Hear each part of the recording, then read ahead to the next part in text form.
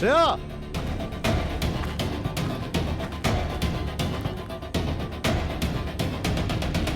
শ্রেয়া, শ্রেয়া,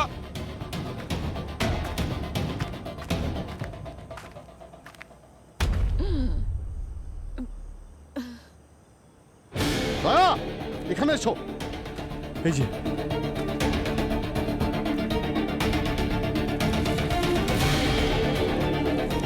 এক মিনিট, আমি কোদাল গাইতে নিয়ে আসছি। তাড়াতাড়ি। হ্যাঁ।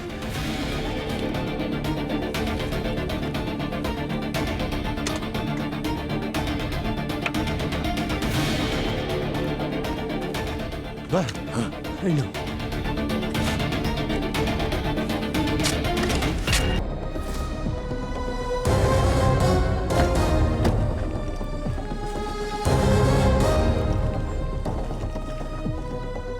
এই জায়গাটা তো একদম ফাঁকা। আচ্ছা, শ্রেয়া ভুল জায়গায় চলে আসেনি তো? ভাই, এই কোঅর্ডিনেটস তো এখানকারই। এসওএস এখান থেকেই হয়েছে। একবার ফোন করে দেখি।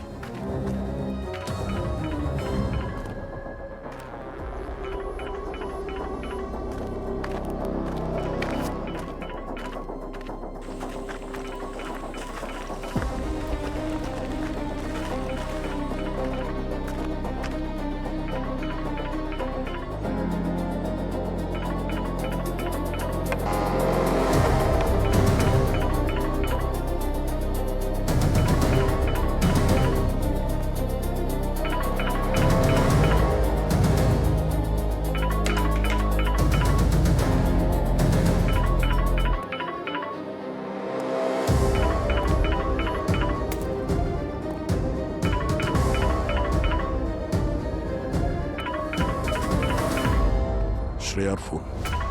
স্যার, ফোনটা তো ভেঙে গেছে দেখছি। স্যার, এমনটা হয়নি তো যে শ্রেয়া সরলাকে বাঁচাতে এসেছিল, সরলার স্বামী শ্রেয়ার উপর আক্রমণ করে আর হাতাহাতিতে এই ফোনটা ভেঙে গেছে? রবি, জানি না এক্স্যাক্টলি এখানে কি হয়েছিল, কিন্তু এখানে শ্রেয়া সরলা কেউই তো নেই। দুজনকেই খুঁজতে হবে। এ আপনারা?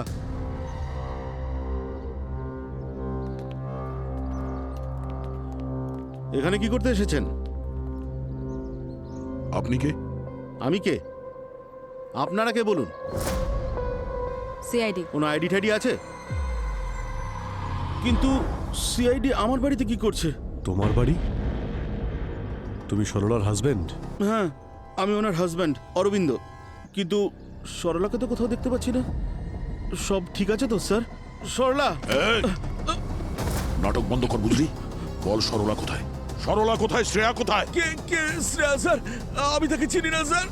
সরলা মনে হয় কাছে কাছে। আমি তো ডিউটি থেকে ঘুরিয়ে এলাম স্যার। মিথ্যে কথা বলিস না। সরলা সিআইডি অফিসার শ্রেয়াকে ফোন করেছিল। ও কাঁদছিল, ও ভয় পেয়েছিল। মা, আজকে আমার জন্য স্পেশাল পায়েস বানাবে তো? আচ্ছা ঠিক আছে, তাই হবে, প্রমিস। চলে এসো মা, লাভ চলে ইউ। এসো। Okay, bye. Bye bye baby. Bye bye. Bye. হ্যাঁ সরলা। দিদি দিদি, আমার বোন আমাকে নেশা করে আবার মারছে, টাকা চাইছে, আর দেব না বলাতে আরো বেশি করে মারছে। মারছে? তুমি ঠিক আছো তো? হ্যাঁ দিদি, আমি ঠিক আছি, কিন্তু আমার খুব ভয় করছে দিদি। আচ্ছা তুমি শান্ত হও, তুমি বলো তুমি কোথায়? দিদি, আমি ঘরে ঢুকে দরজা বন্ধ করে দিয়েছি। ও দরজা ভাঙার চেষ্টা করছে, যে কোনো মুহূর্তে ঢুকে পড়বে। দিদি বাঁচাও আমাকে তুমি। আমার কথাটা মন দিয়ে শোনো, তুমি ভেতরেই থাকো, একদম বাইরে বেরোবে না। আর দরজাটা ভেতর থেকে বন্ধ করে দাও, পারলে কোনো ভারী জিনিস দরজায় আটকে রাখো, ঠিক আছে? আমি এক্ষুনি আসছি। ঠিক আছে দিদি। পুরবি, আমার একটা কথা শোনো। একজন মহিলার গায়ে হাত দিবি তুই? হ্যাঁ? কি কি সব বলছেন স্যার? আমি তো এসব কোনোদিনও ছুঁয়েও দেখিনি স্যার। আর না কোনোদিনও ওর উপরে হাত তুলেছি স্যার। আমি তো আমার নিজের স্ত্রীকে খুব ভালোবাসি স্যার। তাহলে বাড়ির অবস্থা এমন কি করে হয়েছে? আমি জানি না ম্যাডাম, আমি তো এই পাশের সোসাইটিতে সিকিউরিটি গার্ডের কাজ করি স্যার। সারা রাত ওখানেই ছিলাম ম্যাডাম, ওখান থেকেই আসছি স্যার। মিথ্যে কথা বলা বন্ধ কর। এক মিনিট, ছাড়ো। তুই কেন মরতে চাইছিস? হ্যাঁ, আপনারা চাইলে এই সোসাইটির সিসিটিভি ক্যামেরা চেক করে দেখতে পারেন, তাহলেই তো সব জেনে যাবেন স্যার। সে তো আমরা চেক করবো। দয়া, এক মিনিট ভাই। দয়া, তুমি গাড়িতে গিয়ে বসো, আমি দেখছি। একটা কেস চলছে, আবার আরেকটা কেস না শুরু হয়ে যায়।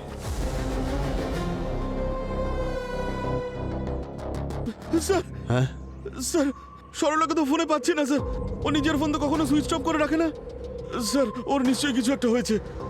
প্লিজ স্যার, আমার স্ত্রী আর আমার বাচ্চাকে বাঁচান স্যার। বাচ্চা? হ্যাঁ স্যার, ও প্রেগনেন্ট স্যার। ওর নাম্বার দাও আর ওর ছবি দাও, ঠিক আছে? দয়া স্ট্রেস নিও না, শ্রেয়াকে পেয়ে যাবো, ওকে আমরা ঠিক খুঁজে বের করবো। এই সরলা ওর লোকেশনটা এখানেই দেখাচ্ছে। ফোন সুইচ অফ হওয়ার আগে ওর লাস্ট লোকেশন এখানেই ছিল। ক্রাইম টিপ? আগেও এখানে ক্রাইম হয়েছিল নাকি? মনে হচ্ছে পাওয়ার অফ। অভিজিৎ হতে পারে এই ক্রাইম সিন ঘেরাটোপের আড়ালে এখানে কোনো অপরাধমূলক কাজ হচ্ছে।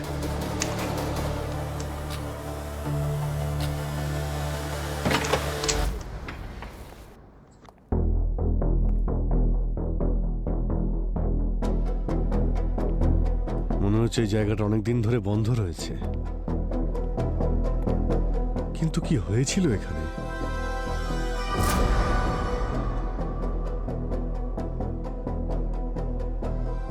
অভিজিৎ, এই দরজায় ক্রাইম সিনের ঘেরাটোপ আর এখানে এই পুলিশ মার্কার।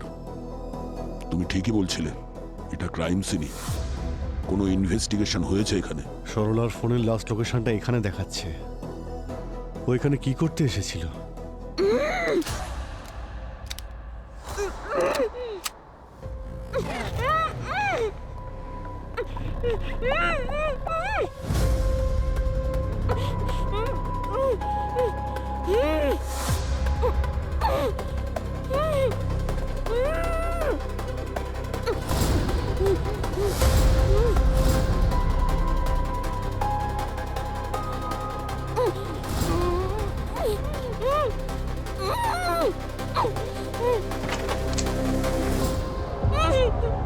আরে সরলা, শ্রেয়া কোথায়? স্যার আমি জানি না। জানো না মানে? তুমি তোকে ফোন করে ডেকেছিলে যে তোমার স্বামী তোমার উপর নাকি অত্যাচার করছে। স্যার আমি ফোন করেছিলাম, কিন্তু ও ও আমাকে বলেছিল ফোন করার জন্য। কে কি কে বলেছিল? স্যার স্যার আজ সকালে বাড়ির বাইরে কেউ একজন আসলো। আমার মনে হলো বর এসেছে হয়তো। আমি যেই দরজা খুললাম স্যার, আমার মুখের ওপর স্প্রে করে দিল। আমার চোখের সামনে সবকিছু কালো কালো হয়ে গেল। আমি কিচ্ছু বুঝতে পারিনি স্যার, আমি অজ্ঞান হয়ে গেলাম। চোখ খুলে দেখি আমি এখানে, এই অবস্থা। ওই মানুষটার মুখটা তো দেখেছো তুমি? না স্যার, ওই স্যার ঠান্ডার সময় পড়ে না মুখে, ওরকমের কিছু পড়েছিল স্যার। তাহলে জ্ঞান ফেরার পরে তো দেখেছো কি করছিল এখানে? স্যার ও আমাকে অনেক হুমকি দিয়েছে, খুব ভয় দেখালো আর বললো তুমি এখনই শ্রেয়া দিদিকে ফোন করো। আর বললো যেন আমি ফোন করে বলি যে আমার বর আমাকে খুব মারছে, ও যেন তাড়াতাড়ি চলে আসে এখানে। স্যার শ্রেয়া দিদি আসেনি। শ্রেয়া তোমাকে বাঁচাতে তোমার বাড়িতে গেছিল, তারপর থেকে ও নিখোঁজ। হে ভগবান, শ্রেয়া দিদি আমার জন্য বিপদে পড়েছে। ভগবান কি বলবো সব।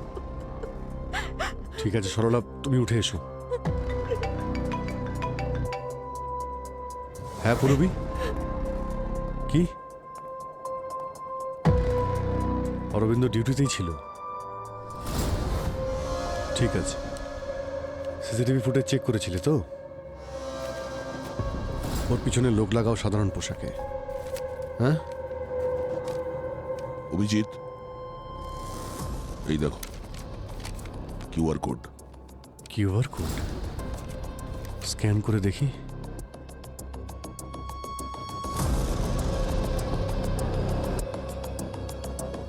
এ তো টাইমার স্টার্ট হয়েছে আর কাউন্টডাউন তো উল্টো চলছে। হ্যাঁ, ব্যাপারটা কি? এটা যখন জিরোতে পৌঁছবে তখন কি হবে? সেটাই তো জানি না অভিজিৎ।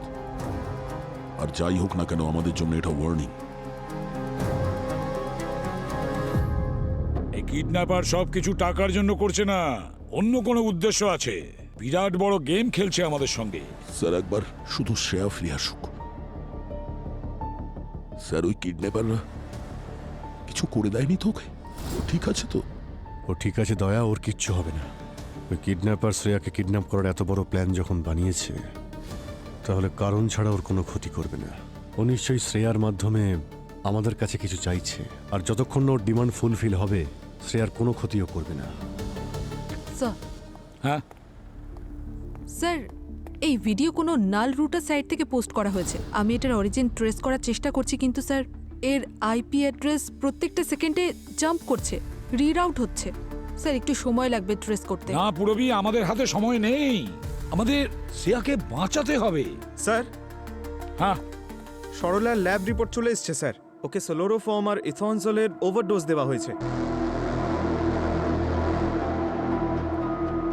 এই কিডন্যাপিংটা অরবিন্দ আর সরলার কাজ হতে পারে না, এর পেছনে অন্য কেউ আছে।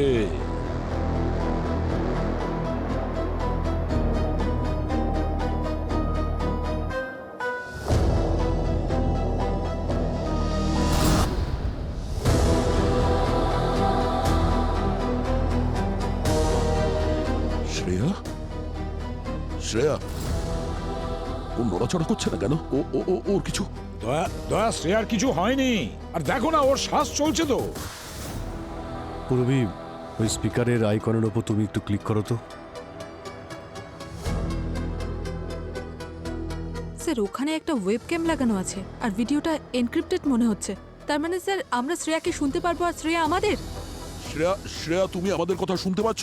আমাদের আওয়াজ শুনতে পাচ্ছ?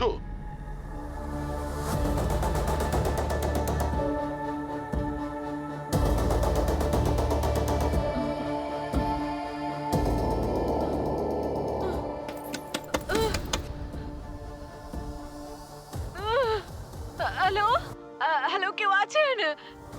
বাইরে বের করুন, বাঁচাও! কেউ আমার কথা শুনতে পাচ্ছেন? শ্রেয়া দুশ্চিন্তা করো না, শান্ত হও। দেখো আমি এসিপি বলছি, আমরা সবাই এখানে আছি। স্যার স্যার আমি কিছু দেখতে পাচ্ছি না স্যার। স্যার আপনি কোথায় স্যার? আমি কোথায় স্যার? স্যার আমাকে এখান থেকে বের করুন প্লিজ। দেখো শ্রেয়া, তুমি আমাদের দেখতে পাচ্ছ না কোনো ব্যাপার না, কিন্তু আমরা তোমাকে দেখতে পাচ্ছি, তোমার কথা আমরা শুনতে পাচ্ছি, আর আমাদের কথাও তুমি শুনতে পাচ্ছ তো? তুমি একটা বাক্সতে বন্দি, তোমাকে জীবিত কবর দেওয়া হয়েছে। সিআইডি যদি তোমাকে বাঁচাতে চায় তাহলে আমি যেমনটা বলছি তেমনটা করতে হবে। একটা ক্লোজড কেসকে আরো একবার খুলতে হবে। দেখো শ্রেয়া, টেনশন করো না, চিন্তা করো না, আমরা তোমার কোনো ক্ষতি হতে দেব না, বুঝেছো? এবার শুধু এটা বলো, কি হয়েছিল? স্যার আমার কিছু মনে পড়ছে না।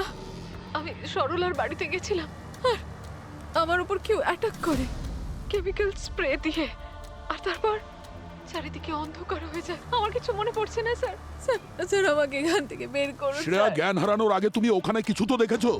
ওই লোকটার মুখ কিংবা ওর বডিতে কোনো ট্যাটু কিংবা ওর আওয়াজ, যাতে আমাদের কোনো সুবিধা হয়। স্যার সবকিছু খুব তাড়াতাড়ি হয়ে গেছে, আমার কিচ্ছু মনে পড়ছে না। শ্রেয়া, এটা কিভাবে সম্ভব? তুমি একজন CID officer, you trained for this. Daya, আস্তে আস্তে। শ্রেয়া শ্রেয়া, তুমি ভয় পেও না, একটু রিল্যাক্স হয়ে যাও। তুমি কনসেন্ট্রেট করো আশেপাশে। কোনো শব্দ শুনতে পাচ্ছ? ট্রেনের শব্দ, গাড়ির শব্দ, কোনো মেশিনের শব্দ, ছোটোখাটো আওয়াজও আমাদের সাহায্য করতে পারে শ্রেয়া।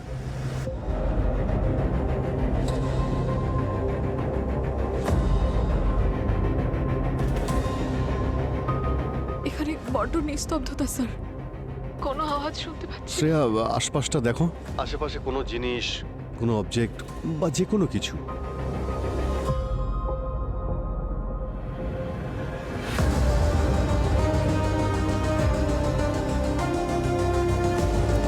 বোধহয় একটা জলের বোতল আছে।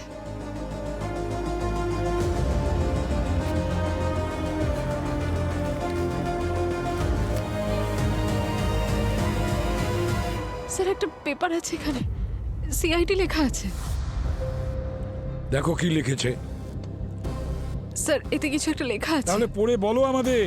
তুমি তুমি একটা বাক্সতে বন্দি, তোমাকে জ্যান্ত কবর দেওয়া হয়েছে 6 গজ এর মাটির নিচে। অক্সিজেন সাপ্লাই আর মাত্র 7 ঘন্টা থাকবে। তোমার নিঃশ্বাস নেওয়ার উপর ডিপেন্ড করবে 7 ঘন্টা যথেষ্ট কিনা। সিআইডি যদি তোমায় বাঁচাতে চায় তাহলে আমি যেমনটা বলছি এমনটাই করতে হবে। একটা ক্লোজড কেসকে আবার ওপেন করতে হবে। এই কেসে যে যে লোকটাকে খুনের শাস্তি দেওয়া হচ্ছে তাকে নির্দোষ প্রমাণ করতে হবে, আর আর তাকে জেল থেকে বের করে আনতে হবে। সময় নষ্ট করো না, প্রত্যেকটা সেকেন্ড শ্রেয়াকে মৃত্যুর দিকে নিয়ে যাচ্ছে। Case number 147 by 2025। 1472025। আমি মরে যেতে চাই না দয়া স্যার। শ্রেয়া ভয় পেও না, আমরা আছি তোমার সঙ্গে, তোমার কিচ্ছু হতে দেবো না আমরা। যদি আমার কিছু হয়ে যায়, আমার মেয়েটাকে একটু আপনারা সামলে রাখবেন প্লিজ। আমি ছাড়া ওর তো আর কেউ নেই স্যার। আপনারা সবাই আমার ফ্যামিলির মতো, প্লিজ ওর খেয়াল রাখবেন আপনারা। শ্রেয়া আর এই ধরনের কথা বলবে না, বললাম না আমরা তোমাকে খুঁজে বার করবো, তোমার কিচ্ছু হবে না। রবি, পঙ্কজ, ওই কিডন্যাপার শ্রেয়াকে সরলার বাড়ি থেকে এখানে নিয়ে যেতে কোনো না কোনো গাড়ির ব্যবহার নিশ্চয়ই করেছে। তোমরা সরলার বাড়িতে যাও, আশেপাশে খোঁজ নাও, নেবারদের জিজ্ঞেস করো, সিসিটিভি ফুটেজ চেক করো, দেখো যদি কিছু জানতে পারো। অভিজিৎ, দয়া, স্যার একটা কাজ করো, এই কেসটাকে খোলো 1472025 কে। যদি কিডন্যাপার চায় না যে ওই খুনিকে নির্দোষ প্রমাণ করবে, তাহলে আমরা তাকে সাহায্য করব। যদি আমাদের শ্রেয়াকে বাঁচাতে হয় তবে। ইন্সপেক্টর সাহেব, আমাদের কাজ একটু তাড়াতাড়ি করে দেবেন। মানছি যে কেসটা একটু পুরনো, কিন্তু আমাদের কাছে প্রত্যেকটা সেকেন্ড ইম্পর্টেন্ট। আরে দয়া স্যার, এই কেসটা তো অনেকদিন আগে বন্ধ হয়ে গেছে, তাহলে এত আর্জেন্সির কারণটা কি ভাই? একজন সিআইডি অফিসারের জীবন যেতে চলেছে, এর থেকে আর্জেন্ট কিছু আছে? আরে ফাইল এখনো পর্যন্ত নিয়ে এলো না। আরে ফাইল আনতে কত সময় লাগে? 3 মাস আগে আননোন নাম্বার থেকে কল আসে। সেই কলার বলেছিল যে ওয়াসেই ব্রিজের কাছে কাউকে কিছু বেশ বড় কিছু, মানে হেভি জিনিস ছুঁড়ে ফেলতে দেখেছে।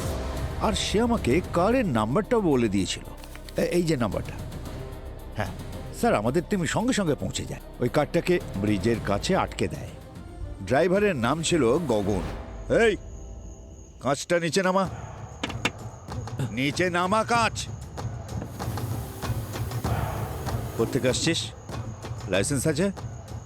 চল ডিকি খোল, ডিকি খোল। আসলে স্যার ও খুব কনফিউজড ছিল, একটু নাটকও করছিল।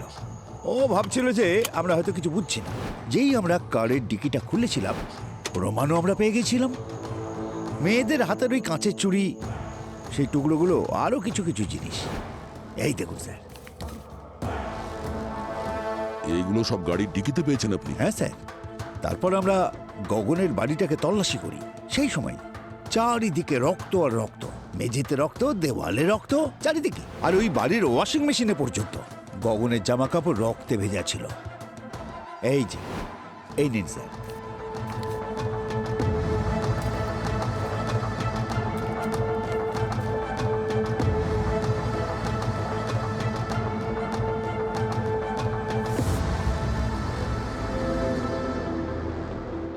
এটা এটা গগনের বাড়ি? হ্যাঁ স্যার। এটা তো সেই জায়গা যেখান থেকে সরলাকে পেয়েছিলাম।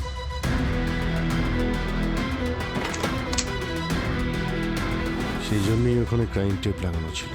ওই বাড়িটা গগনের কেসের ক্রাইম সিন ছিল। স্যার, গগনের স্ত্রী সোনাক্ষী সেই রাত থেকে নিখোঁজ ছিল, আর মাত্র 1 মাস আগেই ওদের বিয়ে হয়েছিল। ফরেন্সিক রিপোর্টে কি পেয়েছেন? স্যার, সোনাক্ষীর টুথব্রাশ আর হেয়ার ব্রাশ ডিএনএ স্যাম্পেলের জন্য নেওয়া হয়েছিল, ম্যাচ করানোর জন্য। ওই বাড়িতে পাওয়া রক্ত আর ওই গাড়িতে পাওয়া রক্তের সঙ্গে ওর ডিএনএ ম্যাচ করে যায়। ওই বডিটা আমরা খুঁজে পাইনি স্যার, আজও পর্যন্ত পাইনি। প্রমাণ এতটাই স্ট্রং ছিল যে কোর্ট বডি না পেলেও গগনকে দোষী প্রমাণ করে শাস্তি দিয়ে দেয়। একটু ওই ফাইলটা দিন তো, কেস ফাইল। হ্যাঁ প্লিজ। Thank you. গগন কিছু কি বলেছে? এই সব কিছুর পিছনে মোটিভ কি ছিল? স্যার, সোনাক্ষীর বাবা মারা স্টেটমেন্ট দিয়েছেন গগন নাকি পণ চাইতো, মানে অনেক কিছু চাইতো আর কি। আর নতুন গাড়ি পাওয়ার জন্য ঝগড়া করতো, এমনকি নিজের স্ত্রীকেও মারধরও করতো নাকি। আর স্যার, যখন এই নিয়ে পুলিশে কমপ্লেন করা হলো, তখনই গগন নিজের স্ত্রী সোনাক্ষীকে মেরে ফেলেছিল। এই ফাইলে গগনের কনফেশন নেই? না স্যার, গগন কখনো কনফেসই করেন। ওর এটা পর্যন্ত মনে নেই যে যখন ওর জ্ঞান ফিরেছিল ও ব্রিজের কাছে কেন গিয়েছিল। ও এটাও বুঝতে পারেনি যে ওর সাথে কি হচ্ছে। ওর কিচ্ছু মনে নেই স্যার, কিচ্ছু বলতে পারেনি স্যার। যদি গগন মিথ্যে কথা না বলে, হতে পারে কেউ ওকে ফাঁসাচ্ছে। গগনের ফ্যামিলি ব্যাকগ্রাউন্ড, কোনো রিলেটিভ? আছে স্যার, ওর বাবা মা আছে, সব সময় ওর পাশেই থাকে। ওরা সব সময় বলে ওর ছেলে নির্দোষ, কিন্তু তাতে কোনো লাভ হয়নি। কি মনে হয় দয়া, গগনের বাবা মা এসব করছে না তো নিজের ছেলেকে নির্দোষ প্রমাণ করার জন্য? কিছু বলা যাচ্ছে না অভিজিৎ। যদি কোনো বাবা তার ছেলের জন্য সিআইডি কে চ্যালেঞ্জ করতে পারে, তাহলে হতে পারে ওর মাথায় গন্ডগোল আছে, না হলে খুব কষ্টে আছে। বাঁচাও এসপি স্যার, দয়া স্যার, আমি নিঃশ্বাস নিতে পারছি না স্যার। যদি এই কিডন্যাপারটা ঠিক হয় তাহলে প্রমাণ হচ্ছে যে একজন নিরপরাধী জেল খাটছে। এমনটাও তো হতে পারে শাহরুখে, যে কেউ আমাদেরকে ইউটিলাইজ করতে চাইছে। বাঁচাও এসপি স্যার, দয়া স্যার, আমি নিঃশ্বাস নিতে পারছি না স্যার। শ্রেয়া, চিৎকার করো না, ওখানে শোনার কেউ নেই। ফর নাথিং নিজেকে ক্লান্ত করো না, হাঁপিয়ে উঠবে। Yes sir. হ্যাঁ পুরবি, স্যার, সরলার বাড়ির আশেপাশের লোকজন বলছিল যে ওরা আজ সকালে সরলার বাড়ির পাশ থেকে 3টে গাড়ি বেরোতে দেখেছে। একটা ব্লু টেম্পো, একটা ব্ল্যাক কালারের এসইউভি আর একটা লাল কালারের সেডান। আর স্যার কেউই গাড়ির নাম্বার প্লেট দেখেনি, যাতে আমরা কোনো রকম লিড পেতে পারি। পুরবি একটা কাজ করো, ওই বস্তি যে এরিয়াতে আছে ওই এরিয়ার সমস্ত এক্সিট পয়েন্ট বন্ধ করো। দ্বিতীয়ত, ওখানে যে দোকানগুলো আছে, বাস স্টপ আছে, হয়তো ওখানে সিসিটিভি ক্যামেরা লাগানো আছে, তাহলে সেটার ফুটেজ চেক করো। হতে পারে ওই 3টে গাড়ির নাম্বার পেয়ে যেতে পারি আমরা। Okay sir. স্যার, হ্যাঁ স্যার গগনের কেস ফাইল। ঠিক আছে, তুমি যেতে পারো। গগন, তার মানে সেই কেসটা যার কারণে শ্রেয়া কিডন্যাপ হয়েছে? হ্যাঁ শালুখে, এটা সেই কেসটা। আমার মনে হয় এই কেসটায় সিআইডির সঙ্গে কোনো না কোনো কানেকশন আছে। সেটা লিঙ্কটাকে আর সূত্রটাকে আমরা খুঁজে বের করবই। হ্যাঁ অভিজিৎ, স্যার, আমরা লোকাল পুলিশের সঙ্গে কথা বলেছি, কিন্তু সমস্ত প্রমাণ তো গগনের বিরুদ্ধেই স্যার। মনে হচ্ছে আমাদের এই কেসটা ওপেন করতে হবে। একদম ঠিক কথা বলেছো তুমি অভিজিৎ, আমারও তাই মনে হয়। আরো একটা কথা স্যার, এই গগনের মা বাবা কোর্টের রায় মানতে চায় না। ওদের বক্তব্য যে ওদের ছেলে নির্দোষ। এই গগনের বাবা একজন রিটায়ার্ড কম্পিউটার ইঞ্জিনিয়ার স্যার। আমার মনে হচ্ছে যে শ্রেয়ার কিডন্যাপে ওনারই হাত আছে, যাতে উনি এই কেসটাকে আবার খোলাতে পারেন সিআইডির উপরে প্রেসার দিয়ে। আচ্ছা, স্যার, আমরা ওর বাড়িতে গিয়েছিলাম, কিন্তু ওখানকার নেইবাররা বলল গগনের মায়ের 1 মাস আগে মৃত্যু হয়েছে, আর গগনের বাবা হরিদ্বারে গেছে অস্থি বিসর্জন করতে। কিন্তু তারপর থেকে উনি আর ফিরেই আসেননি। আমরা ওর বাড়ির ভিতরে গেলাম, কিন্তু কোনো ক্লু পেলাম না স্যার, যাতে এটা জানা যায় যে ওর বাবার লোকেশন ঠিক কোথায়। গগনের বাবা কম্পিউটার ইঞ্জিনিয়ার নিখোঁজ হয়ে গেছে। স্যার, এখন আমরা গগনের সঙ্গে দেখা করতে জেলে যাচ্ছি। দেখতে হবে এই ব্যাপারে ও কিছু জানে কিনা। হতে পারে এই বাপ ছেলে মিলে এই খেলাটা খেলছে। ঠিক আছে অভিজিৎ। বস, যদি এই কিডন্যাপারটা ঠিক হয় তাহলে প্রমাণ হচ্ছে যে একজন নিরপরাধী জেল খাটছে। এমনটাও তো হতে পারে শাহরুখে, যে কেউ আমাদেরকে ইউটিলাইজ করতে চাইছে একজন অপরাধীকে জেল থেকে মুক্ত করতে।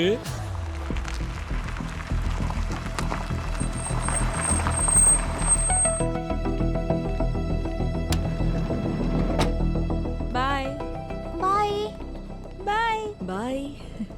মিকা, দয়া স্যার, অভিজিৎ আঙ্কেল। ইয়া, আমরা এখান থেকে যাচ্ছিলাম আর আমার মনে হলো মিকা স্কুল থেকে এখান দিয়েই যায়, তাই ভাবলাম তোমাকে আজকে আমরা পিক করি। মা কোথায়? আমাকে ড্রপ করে মা তো অফিসে চলে গেল। মা ঠিক আছে তো? হ্যাঁ মা ঠিক আছে বাবু। আচ্ছা, আমি বুঝে গেছি। মা আমার জন্য বাড়িতে পায়েস রান্না করছে, সকালেই বলেছিলাম মাকে। আর এই পায়েসের কথাটা আমরা কিন্তু সবাই জানি। তোমার মা আমাদের বলেছে আজ যখন ও অফিস থেকে বেরোচ্ছিল তোমার জন্য পায়েস বানাতে, তখনই হঠাৎ করে ওর একটা ফোন আসে। এই সময় তোমার মা একটা ইম্পর্টেন্ট মিশনে আছে, আজকে আসতে একটু লেট হবে। আবার মা আমাকে প্রমিস করেছিল যে স্পেশাল পায়েস বানাবে, মা নিজেই বলেছিল। হ্যাঁ বাবু, তুমি তো জানো যে তোমার মা প্রমিস করলে সেটাকে পূরণ করে। আজও আসবে, প্রমিস পূরণ করবেও। প্রমিস তো দয়া স্যার? হ্যাঁ বাবু, প্রমিস। তোমার মা নিশ্চয়ই ফিরে আসবে, মানে আমি বলছি যে নিশ্চয়ই ফিরে এসে তোমার জন্য ওই স্পেশাল পায়েসটা বানাবে। আচ্ছা মিকা, তুমি এখন বাড়ি যাও, তোমার মা না আসা পর্যন্ত সরলা আন্টি তোমার সঙ্গে থাকবে। সরলা, মিকার খেয়াল রেখো। হ্যাঁ sir. Bye Mika. Bye. Officer, yes sir. এখানে সন্দেহজনক কিছু দেখলে ফোন করবে, ঠিক আছে? Yes, sir. অ্যালার্ট থেকো। Okay sir.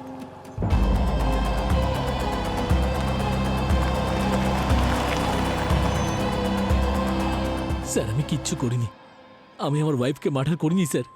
জানি না স্যার, স্যার সেদিন কি হয়েছিল। আমি তো ডিনার করে ঘুমিয়ে পড়েছিলাম স্যার। যখন চোখ খুললো দেখি আমি আমার গাড়িতে রয়েছি ওয়াসাই ব্রিজের কাছে। আমি জানি না ওখানে কি করে পৌঁছালাম। তারপর কি হলো? পুলিশ আমাকে অ্যারেস্ট করে নিল, বলল আমি নাকি আমার ওয়াইফকে খুন করেছি। স্যার পুলিশ আমাকে প্রমাণ দেখালো, রক্ত, আমার ওয়াইফের চুড়ি। স্যার ওনারা আমাকে ফটো দেখালেন ভাঙাচোরা ফার্নিচারের, আর সোনাক্ষীর মা বাবার বয়ান। আমি তখন বুঝতে পারলাম যে কেউ আমাকে একটা ফাঁসিয়েছে। তোমাকে কেন ফাঁসাচ্ছে ওরা? স্যার আমি আজ অবধি সোনাক্ষী কিংবা ওর মা বাবার কাছে পণের কোনো দাবিই করিনি। স্যার আমি একজন স্টক ট্রেডার, আমার টাকার দরকার ছিল না, আমার কাছে টাকা ছিল। স্যার আমি জীবনে কোনোদিনও সোনাক্ষীর গায়ে হাত তুলিনি। আর হাত কেন স্যার, আমি আজ অবধি ওর উপরে চিৎকার করিনি। মানে সোনাক্ষীর মা বাবাও মিথ্যে কথা বলছে? জানি না স্যার, সোনাক্ষীর মা বাবা মিথ্যে কথা বলছে নাকি সোনাক্ষী নিজে। তার মানে হতে পারে যে সোনাক্ষী ওর মা বাবাকে বলেছে ওর গায়ে হাত তোলার কথাটা আর পণ নেওয়ার কথাটা, আর সোনাক্ষীর মা বাবা নিজেদের মেয়ের কথাই বিশ্বাস করেছেন। কিন্তু স্যার আমাকে সোনাক্ষী ফাঁসিয়েছে। স্যার সেদিন ও নিশ্চয়ই খাবারের মধ্যে এমন কিছু মিশিয়েছিল যে খাবার খাওয়ার পরে আমার এত গভীর ঘুম পায় যে আমি বুঝতেই পারিনি কি হচ্ছে। আর স্যার তারপরে সোনাক্ষী সবকিছু প্ল্যান করেছে। ও নিজে ফার্নিচার ভেঙেছে, রক্ত ছড়িয়েছে, আর আমার ফিঙ্গারপ্রিন্টস, সমস্ত এভিডেন্স প্ল্যান করেছে, আর আমাকে গাড়িতে বসিয়ে ওয়াসাই ব্রিজের কাছে ছেড়ে দিয়েছে। স্যার কেউ আমার কথা বিশ্বাস করেনি, না পুলিশ অফিসাররা না court. Sir please sir, sir sir আমি আপনারা প্লিজ আমার কথাটা বিলিভ করুন স্যার। আমি সত্যি বলছি কিচ্ছু করিনি স্যার। তোমার বাবা মা তোমার কথায় বিশ্বাস করেছিলেন তো? এখনো কি করেন? শুধুমাত্র ওরা দুজনই যারা আমার কথা বিশ্বাস করেছিল। আমার মা এই বদনামি, লোকেদের কথা আর আমার বিরুদ্ধে করা অভিযোগ সহ্য করতে পারেনি। আমার মা সুইসাইড করে ফেলে স্যার। তোমার বাবার সঙ্গে তো কথা হয় না তোমার? না স্যার, মায়ের চলে যাওয়ার পর এই ধরুন প্রায় মাসখানেক আগে একটু কথা হয়েছিল। আপনারা এরকম কেন জিজ্ঞাসা করছেন? স্যার আমার বাবা ঠিক আছেন তো? ওনার কিছু হয়নি তো? হে ভগবান, জীবনের একটা ভুল ডিসিশন আমার সবকিছু শেষ করে দিল। ভুল ডিসিশন মানে? বিয়ের আগে সোনাক্ষীর একটা ছেলের সঙ্গে অ্যাফেয়ার ছিল, আর আমি এ ব্যাপারে পুরো নিশ্চিত স্যার।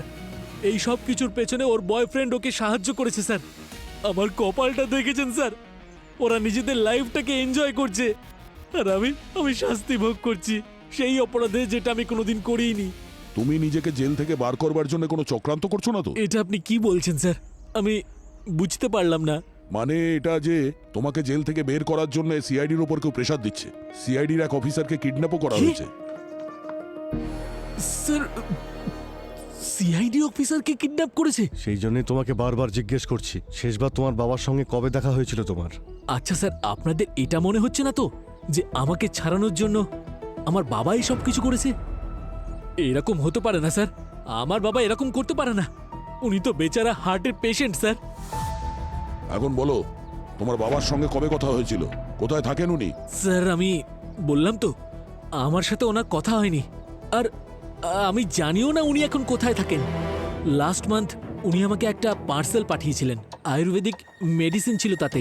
আমার লিভার ডায়াবেটিস আছে স্যার, তাই সেই জন্য প্রতি মাসে উনি আমাকে মেডিসিন পাঠান। ওই কুরিয়ারটা কোথা থেকে এসেছে? জেলার সাহেব এনে দিয়েছিলেন, প্রত্যেক মাসে উনিই এনে দেন।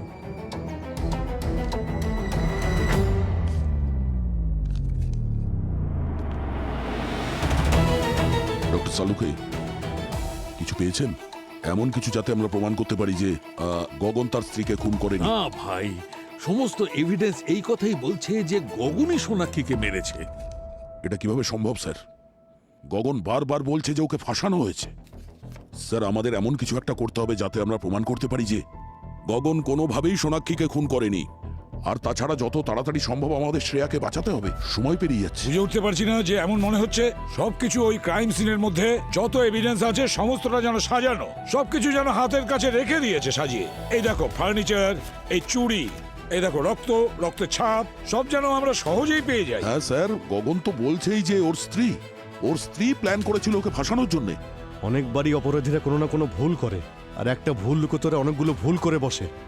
সালুকে একটা কাজ করো, হ্যাঁ তুমি আবার ক্রাইম সিনে যাচ্ছ তো, তখন নিজের ফরেন্সিক আই ভিউ দিয়ে ভালো করে দেখবে, দেখো কিছু পাওয়া যায় কিনা, আর যদি কিছু পাওয়া যায় খুব তাড়াতাড়ি আমাকে জানাবে। ঠিক আছে বস, হ্যাঁ। আমি যাচ্ছি।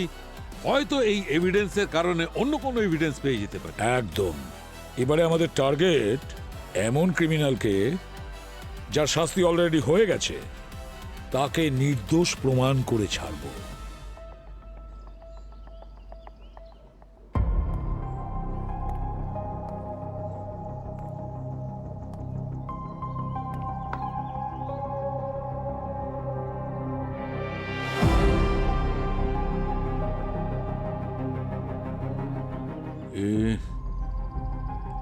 এইখানটা হয়তো মেয়েটার মাথা ঢুকে গেছিল, তারপর মাথা থেকে রক্ত এইখান থেকে বেরিয়ে এই, আর এই ঘষতে ঘষতে এখানে এসেছিল। এটা হয়তো ওর পায়ের চিহ্ন, আর ও এইদিকে গেছিল এই।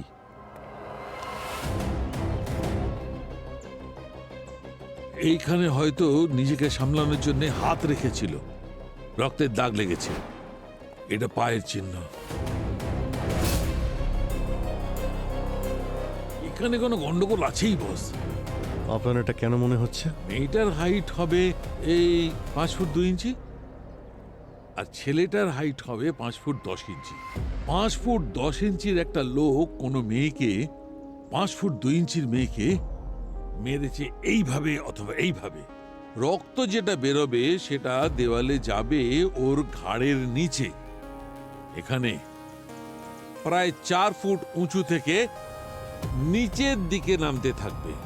কিন্তু ভাই এখানে দেখো, এই দেওয়ালে এখান থেকে রক্ত কত উঁচু থেকে পড়ছে, মানে ছেলেটার হাইটের থেকে ওপরে প্রায় 7 ফিট, যেটা কিনা I think it is impossible. Correct. Doctor সালুকে এটাও তো হতে পারে যে খুনি নিচে থেকে ওপরের দিকে মেরেছে। করে দেখাও কেমন করে মেরেছে, মনে করো আমি সেই মেয়েটা, মেরে দেখাও। এই দেখলে তোমার হাতটা কেমন করে গেল? যদি এইভাবেই মারতো তাহলে অস্ত্রের সঙ্গে রক্ত ওপরের দিকে যেত, দয়া ওপরের দিকে। আর এখানে দেখো, ওপরে রক্তের একটা ফোঁটাও দেখা যাচ্ছে না, একদম ক্লিন। এটা কি করে সম্ভব? আরো একটা কথা, এই দেখো দেখো নিচের দিকে দেখো, পায়ের চিহ্নটা ওখানে আছে, কিন্তু এখানে কোনো চিহ্ন নেই। এখানে শুধু রক্ত পড়ে আছে, কিন্তু পায়ের চিহ্ন নেই, শুধু রক্তের দাগ, ব্যাস। সেটা কি করে? তাহলে আপনার কি মনে হয় কি হয়েছিল এখানে? আমার মনে হচ্ছে এখানে কোনো খুন হয়ইনি, এসব কিছু ড্রামা সাজানো। কেউ আমাদের ঠকানোর জন্য এইগুলো করেছে, আর হাত দিয়ে রক্ত ছুঁড়ে দিয়েছে যাতে মনে হয় মার্ডার হয়েছে। তার মানে গগন সত্যি বলছিল, ওর স্ত্রীকে ও মারেনি, কেউ তো আছে যে এই ক্রাইম সিনটাকে ক্রিয়েট করেছে। সোনাক্ষীর লাশও পাওয়া যায়নি, হতে পারে ও এখনো বেঁচে আছে। হ্যাঁ, কিন্তু শুধু এই ব্লাডের প্যাটার্ন দেখে গগনকে তো নির্দোষ প্রমাণিত করতে পারি না। আমাদের সোনাক্ষীকে খুঁজতে হবে, না হলে ওকে জেল থেকে ছাড়ানো সম্ভবই নয়। অভিজিৎ, সোনাক্ষীকে খোঁজার মতো সময় আমাদের হাতে নেই, আর আমরা তো এটাও জানি না যে সোনাক্ষী কোথায় আছে। আর শ্রেয়াকে খুঁজে পেতে গেলে তো কিডন্যাপার পর্যন্ত পৌঁছতে হবে। You are right. হ্যাঁ পঙ্কজ, বলো, কিছু পেলে নাকি? স্যার, গগনের বাবার অ্যাড্রেস পেয়েছি। কুরিয়ারের লোকটা ওকে চিনেছে। এই কুরিয়ার কোম্পানির কাছে কোনায় একটা বাড়ি রয়েছে, সেখানেই থাকে। আর স্যার এখানে একটা ব্লু টেম্পো আছে, হতে পারে এটা ওই ব্লু টেম্পোই সরলার প্রতিবেশীরা যেটার কথা বলছিল। তার মানে গগনের বাবা শ্রেয়াকে কিডন্যাপ করেছে। আর ইউ শিওর? হ্যাঁ স্যার, আমরা শিওর।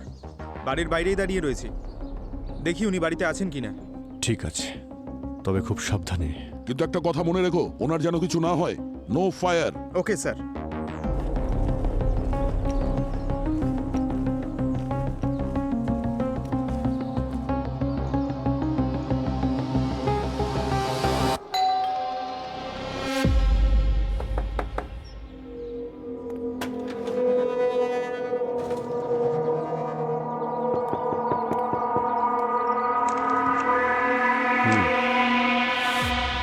সিআইডি কিছু প্রশ্ন করার আছে। আপনাকে আমাদের সঙ্গে বিউরো যেতে হবে। আপনারা গগনের কেসের ব্যাপারে এসছেন না? হ্যাঁ। 1 মিনিট।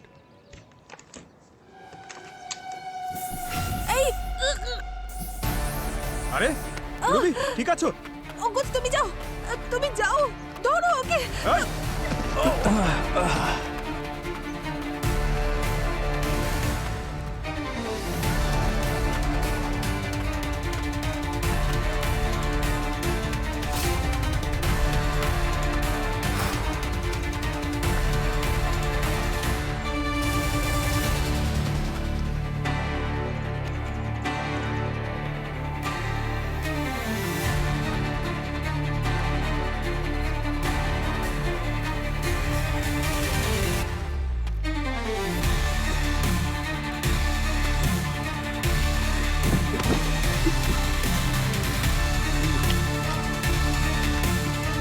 Good.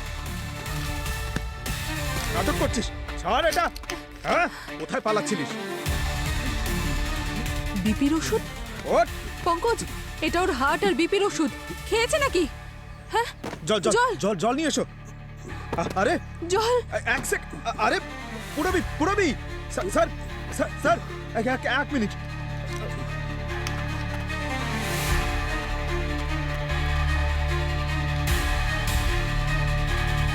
পুরবি পুরবি, তাড়াতাড়ি জল নিয়ে এসো। এই যে জল জল জল জল জল। Sir, sir.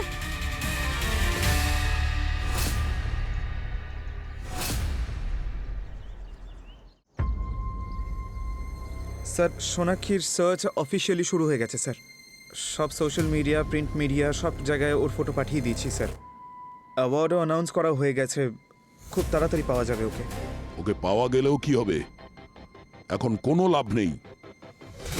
যে লোকটা জানতো যে শ্রেয়া কোথায় আছে, গগনের বাবা, উনি মারা গেছেন।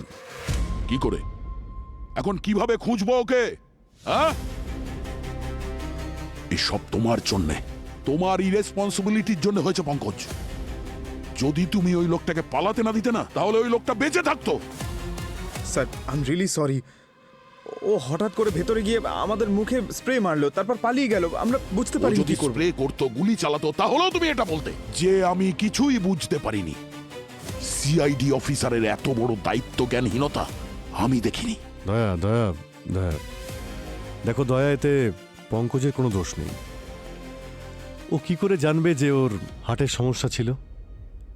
আরে ভাই, ফিল্ডে নামার আগে কেসের স্টাডি করতে হতো, হোমওয়ার্ক করতে হতো, কিন্তু না, ও সারাদিন মজা করে বেড়াবে।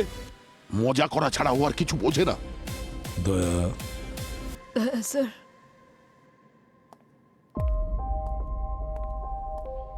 আমার মেয়েটাকে আপনি একটু দেখবেন। হ্যাঁ, যদি আমার আমার কিছু হয়ে যায় তাহলে। শ্রেয়া, শ্রেয়া, দেখো, ভেঙে পড়লে হবে না তো। তুমি একজন সিআইডি অফিসার। আচ্ছা, এটা বলো যে তোমার ওখানে আশেপাশে কোনো আওয়াজ শুনতে পাচ্ছ? গান, কোনো স্মেল, যাতে আমাদের সুবিধা হয়।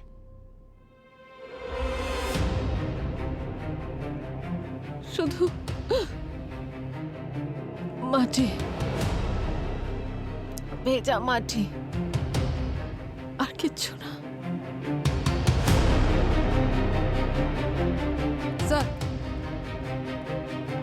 হ্যাঁ পুরবি, স্যার, আমরা গগনের বাবা টেম্পো থেকে এটা পেয়েছি। কি? স্যার, এটা দহিসারের টোল রিসিপ্ট। ওই টেম্পো এই টোল পোস্ট অনেকবার ক্রস করেছে, কিন্তু কোথায় গেছে সেটাই তো বোঝা যাচ্ছে না। ওই টেম্পো থেকে আর কিছু পেয়েছো নাকি? হ্যাঁ স্যার, ওখানে একটা কোদাল পেয়েছি যার গায়ে মাটি লেগেছিল। স্যার, হয়তো কোদালটা ব্যবহার করা হয়েছে শ্রেয়াকে কবর দেওয়ার জন্য। শালুকে একটা কাজ করো, আবার মাটিটা নাও আর খোঁজ নাও ওই মাটিটা কোথাকার, কোন এরিয়ার। ওকে ওকে। আর তোমরা সবাই মিলে একটা কাজ করো, দেহিসারের ওই টোল ট্যাক্সের এরিয়াতে যাও। ওই এরিয়ার প্রত্যেকটা জায়গা ভালো করে দেখো, নির্জন এলাকা, ময়দান এলাকা, সব জায়গায়। শ্রেয়াকে ওখানেই বোধহয় লুকিয়ে রেখেছে। খুঁজে বের করো শ্রেয়াকে। খালি হাতে তোমরা ফিরো না।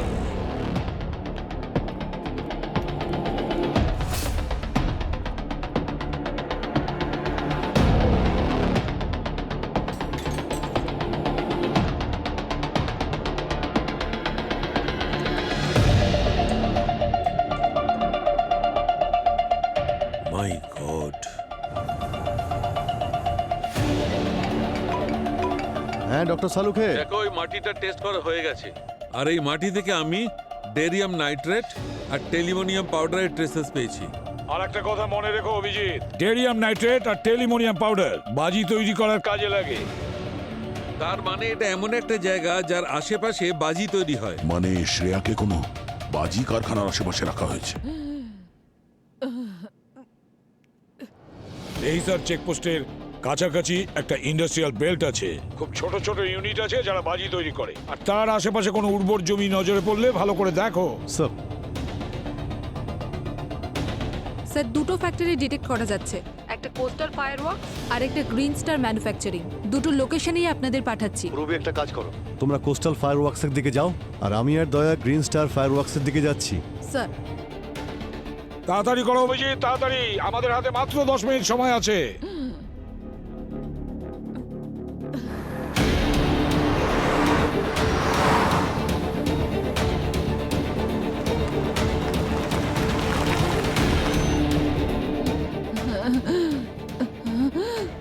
শ্রেয়া, শ্রেয়া, শ্রেয়া,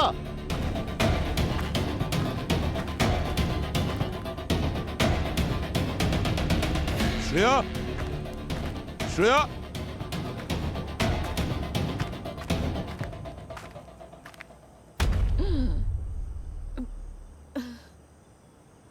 দয়া এখানে এসো। এই যে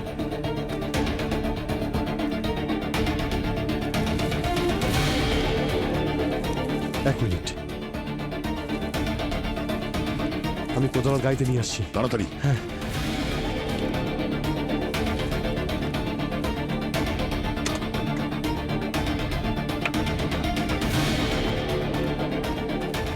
বাহ, এই নাও।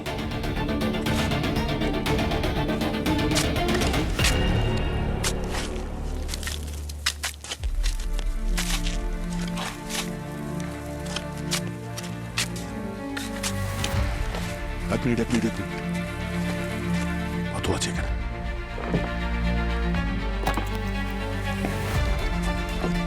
ও নো, শ্রেয়া, শ্রেয়া ওঠো, শ্রেয়া চোখ খুলো। শ্রেয়া, নিঃশ্বাস পড়ছে না, পালস নেই। Shreya, hello ambulance. শ্রেয়া ওঠো।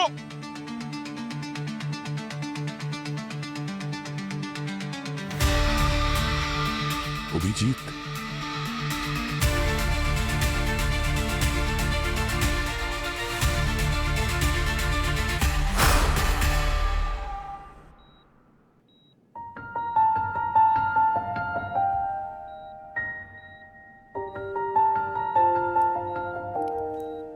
শ্রেয়া,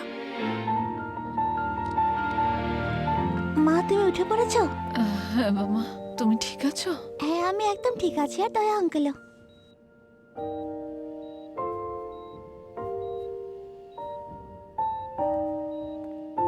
শ্রেয়া, স্যার আপনি?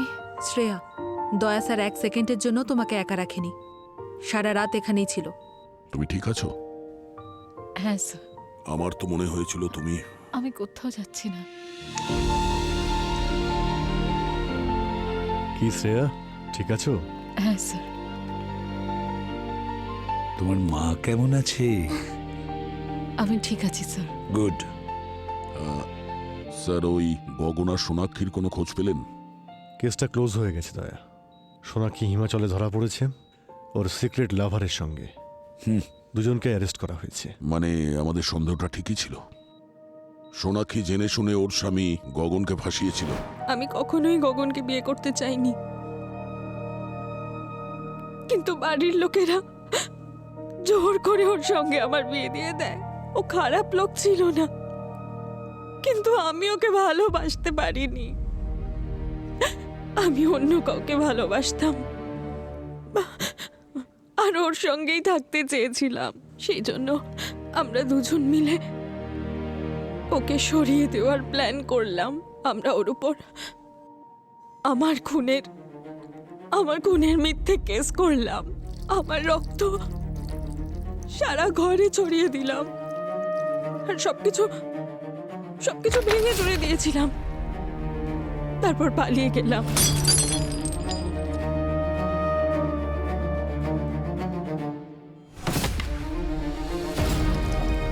এই সব আইডিয়া আমি একটা নভেল আর একটা ফিল্ম দেখে পেয়েছিলাম। স্যার, গগন নির্দোষ, নির্দোষও। আমরা দুজন মিলে ওকে ভাসিয়েছিলাম।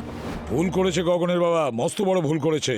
আর ও যা কিছু করেছে নিজের নির্দোষ ছেলেকে বাঁচানোর জন্য করেছে।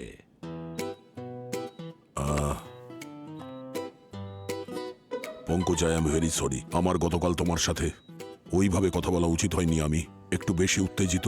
আরে স্যার, আপনি আমাকে কেন লজ্জিত করছেন? আরে একজন বুদ্ধিমান ব্যক্তি বলেছেন সিনিয়রের বকা শুনলেই জুনিয়ররা সিনিয়র হতে পারে। আর সিনিয়র বদমেজাজি হলে আরো তাড়াতাড়ি শিখে যায়। না স্যার, ওই হ্যাঁ, মানালির কেসটা নিয়ে আপনার সঙ্গে একটু কথা ছিল। হ্যাঁ, তাড়াতাড়ি আসুন, গেট ওয়েল স্যার। সুন। ওকে, এসো পঙ্কজ। বাই। বাই। টাটা। হ্যাঁ, আমি আসছি স্যার। এসো। Thank you sir. Please don't mention. যাই হোক, আমি এখন আসছি, পরে আসবো, ঠিক আছে? ওকে। বাই বাবু। তুমি তোমার প্রমিস রেখেছো, থ্যাংক ইউ। কোন প্রমিসটা? মাকে ফিরিয়ে আনার প্রমিস। হো, তুমি এরকমই হাসি খুশি থেকো। এটাই আমাদের কাছে সব থেকে বড় রিওয়ার্ড, ঠিক আছে? আর আমি যখন আসবো তখন কিছু